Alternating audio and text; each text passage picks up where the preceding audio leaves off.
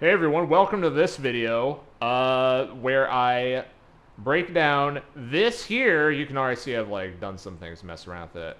This here, if I click, is my mouse hidden on this? Whatever.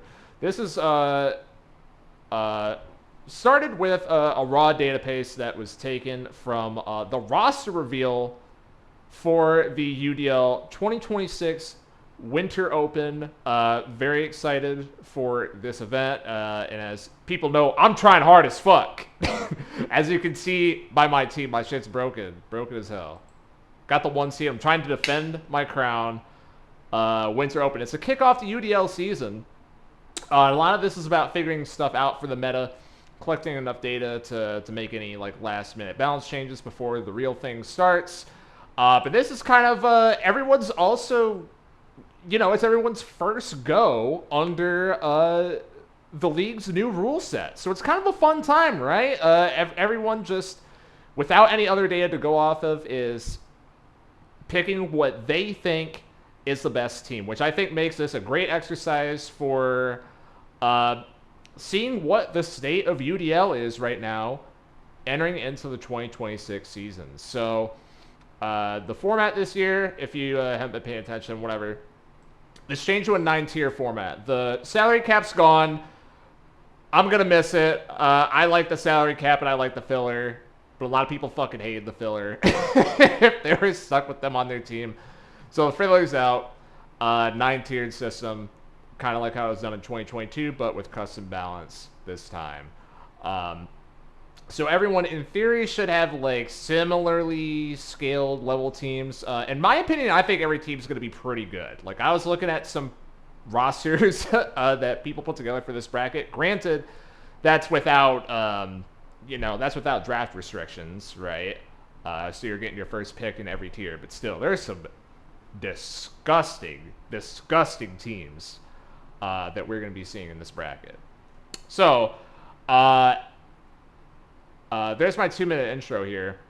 I took this, made a lookup out of it, and then from there, turned that into a couple pivots. The first one I'm going to look at here, I just call this one event pick by character. Essentially, the idea is for every character that's been picked here, what event are they being put in? Pretty straightforward. I have 2 pastes here.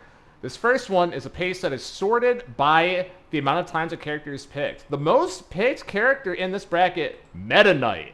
Yes, Meta Knight, is your very popular bottom tier pick in this one, who definitely had I don't know if I call it a breakout last year, but definitely turned some heads with his performance in UDL on a couple teams. He had some specialist roles on a couple doubles teams, as well as a little bit of a like minor off-season champion in stamina a little bit. But a lot of these guys are putting them in squads, as you can see. We have 1 doubles, 2 in Final Smash, which is like, what the fuck? But I don't know. Meta Knight's a guy that's been getting a lot of buzz, and he is in that bottom tier pick. So it makes sense to me, right? Make the upside play for the guy who's your cheapest pick, might turn into something, right? Right behind is Mr. Game & Watch. Pretty much the same idea. This guy's been... people have been waiting for the Game & Watch breakout for years now. People still have some faith in drafting him for squads, certainly. We have 1 stamina pick, 1 doubles pick. Game & Watch has not been good in doubles in the past, but who knows? We'll see. Marth. 6 doubles teams with Marth on them. More on that later, and then 1 in the squads. And then just gonna run through these 6s and 5s pretty quickly, but ones that are relatively being picked a decent amount here. Falco, Falcon, K-Rool, Lucas, Palutena, Piranha Plant, Terry, Me Brawler, Corrin, Doc, Joker, Little Mac, Luigi, Pikachu, Roy, Yoshi are all being picked a decent amount. We had 40 teams here. Every character was picked at least once, except for Sheik. Sheik is the one character that is missing here. I just realized I forgot to add another row at the bottom manually. But near the bottom, here's your characters that have only been picked one time. Bayonetta, Bowser Jr., which was kind of interesting to me. And that one pick isn't in Final Smash either. DDD, Mii Gunner, Ice Climbers, Min Min, Sora, Toon Link, and Wii Fit Trainer. So I guess what I kind of get from looking at this is not necessarily how good or bad the character is, but maybe think about this come draft time, right? It could be how good or bad the character is, but it also means right now the proposition is to have 5 characters available in the draft, right? So everyone here, right? These teams will not be possible in the draft, right? There's not going to be 10 Meta Knights in the pool. So 5 of those teams that don't get MK early are going to have to get someone else. So something interesting to look at. And of course, I'm sure the tiers are going to shift after this and stuff like that. But anywho, and the other way around, these guys, maybe you can wait on them till the late rounds. We'll have to see. And then, yeah, I have another version of this taking squads out because I looked at that top. It's like, okay, you know, are people picking Meta Knight because he's the best character or because he's in the $1 tier? You can just throw him in squads. So I took squads out and made another pace out of these, sorted by total. Marth becomes number 1, followed by Lucas, Dr. Mario, and then a couple with 4 here: Palutena, Terry, Little Mac, Yoshi, Aegis, Mega Man, Pac-Man. And then a bunch of characters fall off when you take squads out. So, kind of interesting. There's nothing that's like too surprising to me here. But you know, just good data to have, right? By the way, I am going to be posting this along with the video in the Discord if you want to thumb through this data on your own. And also, because I have the lookup data in here, you can do stuff such as click on any cell in the pivot table. I want to know who are the 4 people that put Meme Brawler in squads. There you go. So you can do shit like that. I think it's really helpful. Very helpful. Having the raw data table is awesome. And it makes everything easier, all your data sorting, etc. So that's event pick by tier. Now I'm going to do character pick by tier. This breaks it out by who's the most picked per tier, kind of as implies here. Tier 1, Pac-Man, leads the charge with 6 picks here. And then at the bottom you have Sonic. Honestly, I think it's like a pretty good blend here. There's no... I don't know. There's no like egregious imbalance between the picks that I can see here. So I should probably just for the audio only listeners, I guess I will go through the whole list in order. Pac-Man, Byleth, Dark Pit, Inkling, Lucario, Mega Man, Chrom, Shulk, Sonic is your order in tier 1. In tier 2. DK and Terry tied for first with 6 picks. And then after that, Cloud, Dr. Mario, Steve, Yoshi, Olimar, Mii Gunner, Sora, and Wii Fit Trainer. In tier 3, at the top is Lucas with 7 picks, which to me is super interesting because Lucas never gets picked.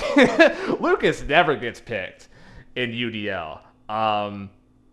But a lot of people are kind of liking what they see with Lucas in tier 3, myself included, of course. You see that he ended up on my team. So Lucas leads a pack in tier 3, followed by Aegis, Ganondorf, Bowser, Snake, Mii Sword Fighter, Ike, Rob, and Hero to round it out. In tier 4, we start to get a little more imbalanced here. So maybe this is... Maybe look at tier 4 for possible changes after the tournament. We'll have to see. K. Rool and Palutena both tied with 8 picks apiece. Seriously, 8 picks for K-Roll and Palutena. Followed by Sephiroth with 6 picks, and then a decent drop-off from Sephiroth 6 to Banjo with 3. And then going down, it's Pit, Young Link, Ridley, Simon, and Richter. Combine them both into one. Dedede and Ness. We get to tier 5. Marth leads the charge with 8, of course. Marth is... I'm going to say before the bracket even starts, I think just based off this number, a big candidate to move up tiers. Because clearly the demand is very high for Marth at this price, right? You know, that's not necessarily how we've always done it. It's always been a function of fairness. But again, a lot of people really liking Marth as their cheap doubles pick. Much like what he was in UDL 2025. So, Marth with 8 picks, followed by Incineroar, Robin, Little Mac, Pichu, Kirby, Wario, Wolf, and Bowser Jr. rounds it off at the bottom. In Tier 6, our number 1 pick here is Zelda with 7 picks, followed by Captain Falcon, Luigi, Pikachu, Pokemon Trainer, Lucina, Peach and Daisy, Diddy Kong, and Wario. Tier 7, this is another one that has a very clear favorite, which is Mr. Game & Watch with 9 picks, and then it drops down to Fox, Greninja, and Mewtwo in second place, all with 5 picks. And then after them, Duck Hunt with 4 picks, Isabelle, Dark Samus plus Samus combined, and ZSS, each with 3, and then Ice Climbers at the bottom with 1. We go to Tier 8. Once again, there's a half people want to pick and a half people don't want. We have Corrin and Piranha Plant, each with 8 picks, Mii Brawler, Falco, and Joker with 6 picks, and then it drops down to Link with 3, Min Min with 2, Ryu and Toon Link each with 1, and then Tier 9, kind of like I led with, Meta Knight with 13 picks.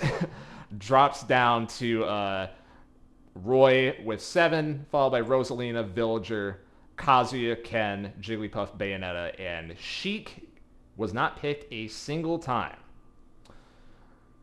So there you go. Just running through that. And the final one that I want to look at here would be the characters that were most picked by event. This is a spicy one. Potentially, you know, depends on the conclusion that you take from the data, I guess. But this, in conjunction with like who's getting picked the most in general, and you know the tier value of every character, etc., I think this is kind of what helps paint a picture together over what the meta trademark is right now, right? So in singles, the most popular character picked is Dr. Mario with 3.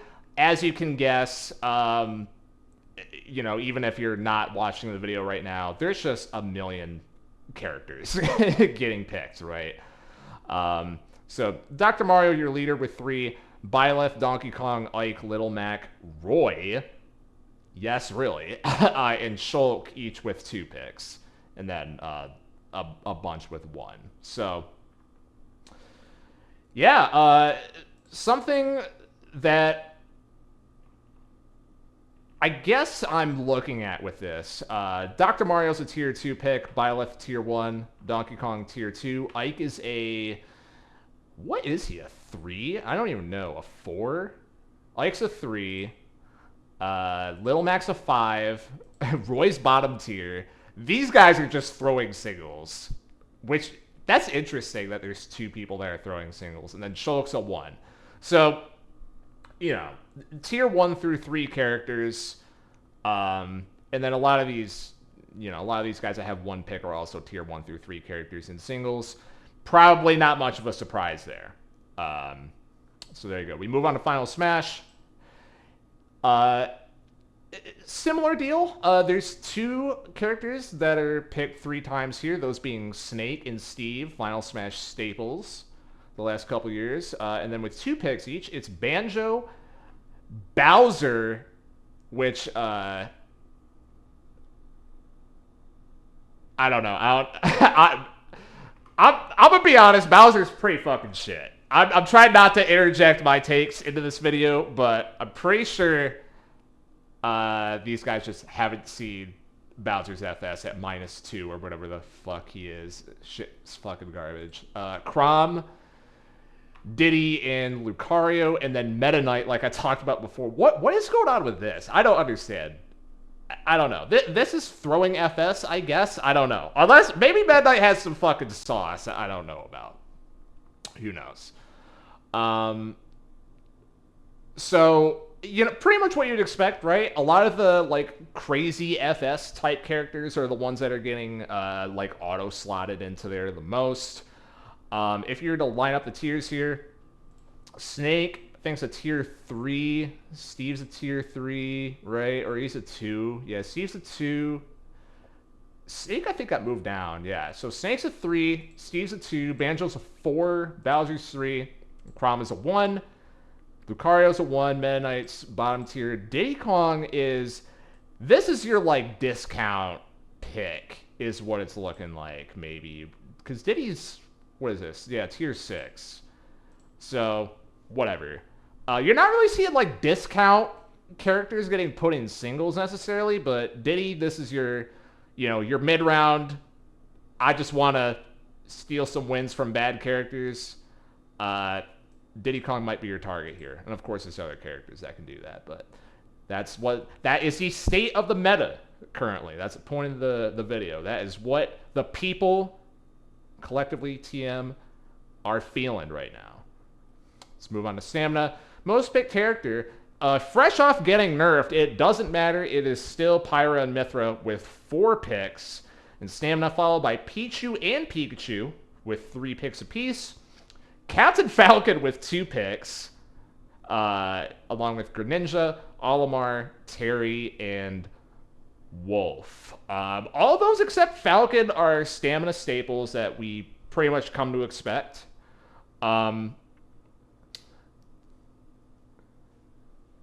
I think it's Stamina's always an interesting one. You get so many different, like, angles to team building with it at this point. The biggest one is, like, you know, just gun for who you think's the best character, obviously.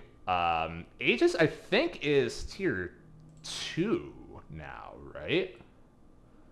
Or tier 1. I'm gonna have to control F. Tier 3, damn. So Aegis is tier 3, Pichu is 5, and Pikachu's 6, if I remember right. Yeah, Pichu is a tier higher. So Pichu 5, Pikachu 6, Captain Falcon 6, Greninja 7, Olimar 2, Terry is 2, and Wolf, I don't remember, is 5. So, none of these are really top tier. None of these are really like tier one characters coming off the board. I gotta look at this list again. Hold on. Let me pull this up on another tab just so I can have the visual in front of me. Apologies. Apologies, folks.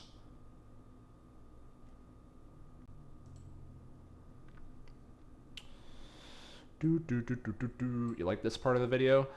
Yeah, so I'm looking at tier 1 right now. The, like, quote-unquote stamina characters that I would see in there are, like, Inkling and Sonic. Are they even on here? No Inkling and no Sonic. No one is using their tier 1 and plopping them in stamina. Tier 2, we have Cloud in there. We have Dr. Mario. We have Gunner, Olimar. Olimar's up there. Terry. So, okay, there's a couple Terrys. There's a Doc on here. 0 Clouds. My goodness. 0 Gunners. Unless I'm blind. Yeah, 0 gunners in stamina.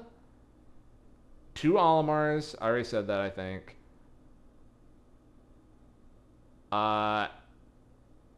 And then let's go to tier 3, because why not? And then that's where we have Pyromithra, yeah, and that's where the picks start. But people are more hesitant to use their first couple picks on stamina, it looks like, which is pretty interesting here. Having the number 1 stamina character can be a league winner, but if you don't have the number 1 stamina character, you could have some buyer's remorse, as we saw many times in the last couple years. If you don't get the right one, it can be frustrating. So high risk, high reward. Some people are not trying to cash out, I guess. Go for those tier 1, tier 2 picks. So there's your story there. Doubles. Now here's Marth. Marth is this is kind of a carryover from last year. Marth is like a mid-tier spending option who people just see as a great support. Plop Marth plus whoever my carry is, and that's going to be a good enough team. Yeah, I mean, if you're roster building for doubles at this point, with 2025 and now this, if your doubles team that you're playing to draft can't beat Marth, it's not a serious team. And this is just kind of the shifts that doubles has had go through. There's different waves we had. Remember when like everyone just had all floaties on their team? We thought that like, you know, like Kirby, Isabel, Samus, all those guys were fucking broken because of their recoveries, you know? Like, that was a couple years ago, and then it evolved from there, and it evolved from there, et cetera, et cetera. Right now, Marth is in. Marth is in. You have to have an answer to Marth. Following that is Lucas, who, again, I noted, barely anyone picks Lucas. Lucas has kind of been a perpetual potential man, has shown up on a couple notable doubles teams. The main one I think of is BP having that trio of Pac-Man, Dark Pit, Lucas. Most of the time it was Pac-Man, Dark Pit, but Lucas did make a couple appearances teaming with the other two. I think that was 2 years ago. And that's where a lot of that Lucas doubles notoriety comes from. Palutena, who I am personally not surprised she's this far up here. She's just kind of been climbing up the doubles ranks year over year over year. And then we have some classics right after that. With 3 picks, we have Pac-Man and Zelda. And then with 2 picks each, we have Dark Pit, Mario, Mega Man, Pit, Piranha Plant, Robin, Villager, and Yoshi. I want to point out a couple of these. Villager, this is another classic, like, because Villager's a tier 9, so this is, you know, look at this discount option tier 9. So here's my second doubles character, and then I could pair them with someone else, and then they can carry Villager, and Villager can be an adequate support. So kind of like Marth, but you're going a little cheaper, probably not getting as good of a character. So we're still seeing some people run that out there. Similar idea with Piranha Plant, you know, only instead of tier 9, it's tier 8. But same idea. We've seen a couple teams like this over time. Dark Pit and Pit both show up here. It's kind of interesting. I don't know. I was thumbing between Pit and Dark Pit, but I'm going to extend this to Pac-Man as well. Once again, people are not wanting to spend the big money on doubles quite as much. You know, Marth is a tier 5, Lucas a tier 3, Palutena a tier 4. Those are your most popular picks.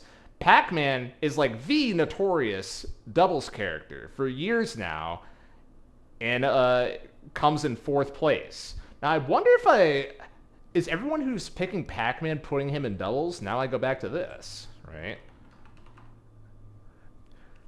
Pac-Man, a majority doubles, and then 1 FS. So yeah, you're pretty much picking up Pac-Man if you have a Pac-Man team in mind. Whoa. Anyways, back here. So yeah, I can't help but think that the thread that I'm seeing here is almost like people are valuing the supports more than the carries here, right? Because look at all these that have more than 2 picks: Marth, Lucas, Palutena, Pac-Man, Zelda. None of these are carries. Like, Pac-Man is not a carry. This was proven last year. Pac-Man is the best support in the game. Almost, I mean, I don't think it's an argument. You could say Dark Pit, maybe, right? But he's, you know, but he's not a carry. But people want to almost lock down the support first, and then, you know, just get whoever their guy is, I guess, and pair it with the good double support character. That seems to be what's going on and what's in with the team building. That's pretty interesting, and that's not at all what I would have expected. And that's part of the beauty of going through this exercise, right? So whatever. That's enough time on that. And then we go to squads. Who's going to be the squad's demon of bracket here? Meta Knight with 7 picks. Mr. Game & Watch 6. Falco with 5 picks. Meme Brawler 4 picks. Corrin, Captain Falcon, Joker King, K. Rool, Piranha Plant also with 4. No surprise that most of these are lower tiers because that's, you know, it's been a thing for a while now. Just take your lower tier characters and throw them in squads. There's a couple like mid-tier singles characters that end up here. I see K. Rool, Captain Falcon. These teams are definitely going along the like stack your whole you know, your whole team with good singles characters type of strategy that we've seen have varied success over the years. So that strategy's still in, not necessarily what everyone looks to be doing necessarily. And I probably should have said this earlier and not at the end, but a limitation of the character picks here is that, of course, the top 8 teams in the league have not revealed what event their characters are going in, right? Which is unfortunate because the top 8 teams are almost the more interesting data point here. But still, 32 out of 40 teams is nothing to sneeze at. And it is a starting data point. That is the state of the meta, people. Are you excited? Get ready for UDL Winter Open this weekend.